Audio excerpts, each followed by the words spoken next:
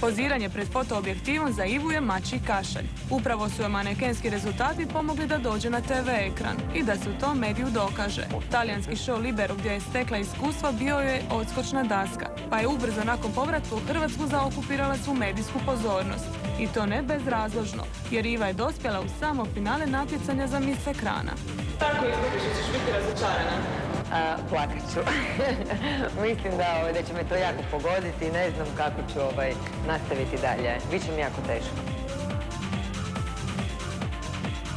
Nisam znala da ću raditi na televiziji kad sam krenula. Bila sam maneken.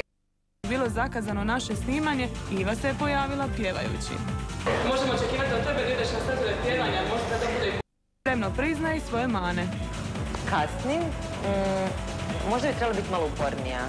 Ljena sam, znaš, nekako, ja baš možda i veseljak kojem je bitno, ne znam, njegovo društvo, neke onako možda već za moje godine glupe stvari, znaš, trebala bi se malo više primiti posla, mislim. Ljenost, eto, to.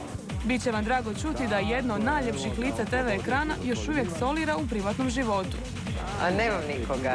I to je tako tužno kad moram reći, ali nemam nikoga.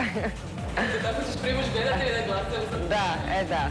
Svi slobodni muškarci, javite se na broj telefona 091 5000 882. Dečki, mamac smo bacili, a